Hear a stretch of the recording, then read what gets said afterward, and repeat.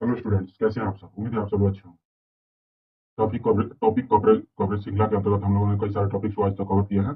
और ये हम लोग नेक्स्ट टॉपिक पर बात करने वाले हैं, जिसका नाम है ऑकूस के तहत गिलोंग ट्रीटी। ऑकूस के तहत गिलोंग ट्रीटी यह सुर्खियों में क्यों रहा है जी? तो यहाँ पर ऑस्ट्रेलिया और यूनाइटेड किंगडम ने एक द्विपक्षीय रक्षा सहयोग समझौते पर हस्ताक्षर किया है। इसी का नाम दिया गया है, इस समझौते को ही गिलोंग ट्रीटी नाम दिया गया है।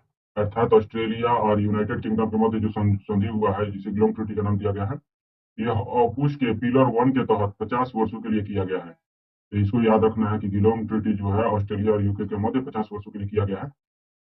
यहाँ पर गिलोंग ट्रीटी क्या है, का संबंध किससे है जी? तो गिलोंग ट्रीटी यह जो है न्यूक्लियर पावर्ड सबमरीन एवं कोलेबोरेशन ट्रीटी के नाम से भी जाना जाता है। गिलोंग ट्रीटी को क्या नाम से जाना जाता है जी? तो न्यूक्लियर पावर्ड सबमरीन और कोलेबोरेशन ट्रीटी। इसमें क्या, पहले जो ऑकूस के संदर्भ में इसके पृष्ठभूमि को समझते हैं। तो ऑकूस जो बना था, इसमें कौन कौन से देश शामिल थे? ऑस्ट्रेलिया, यूके और यूएस। ऑस्ट्रेलिया, यूके, यूएस तीन थोड़ी शामिल है। ऑस्ट्रेलिया ए से ऑस्ट्रेलिया, यू से यूके से यूके और यूएस से यूनाइटेड स्टेट, ये तीन देश शामिल है इसमें। ये तीनों, इसका मुख्य प्रावधान क्या था? ये दोनों के दोनों देश मिलकर परमाणु बैलिस्टिक मिसाइल, इसको परमाणु चालित सबमरीन प्रदान करेंगे यूके और ऑस्ट्रेलिया को। ये समझौता 2022 में ही हुआ था। मतलब कि इसका मुख्य प्रावधान क्या था? तो ऑस्ट्रेलिया को हिंद प्रशांत क्षेत्र में मजबूती प्रदान करने के लिए परमाणु संचालित बैलिस्टिक मिसाइल और सबमरीन देना, मुख्य रूप से सबमरीन देने के लिए था। इसी के तहत इसमें कई सारे समझौते हुए थे। इसी में से पिलर 1 के तहत ऑस्ट्रेलिया और यूके ने समझौता कर लिया है। तो ये दोनों के दोनों तकनीकी मिलाकर ऑस्ट्रेलिया को देने का वादा किए थे। तो यहाँ पर जो है कोलेबोरेशन ट्रीटी के नाम से जाना जाता है इसको, nuclear powered submarine collaboration treaty, क्योंकि न्यूक्लियर सबमरीन ही दिया जाएगा। उसके बाद इसका उद्देश्य क्या है? ये तो एसएसएन ऑकूस पनडुब्बियों के डिजाइन, परिचालन, रख रखाव और डिस्पोजल में व्यापक सहयोग को बढ़ावा देना है। मजबूत त्रिपक्षीय श्रृंखला का विकास करना है।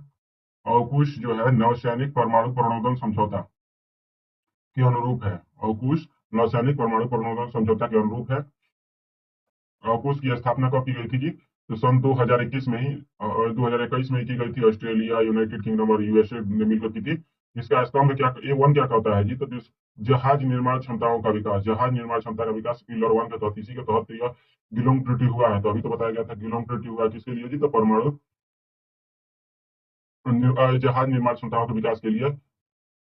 और इसी के तहत ऑस्ट्रेलिया को मिलेगा SSNS, जो कि परमाणु चालित होगा।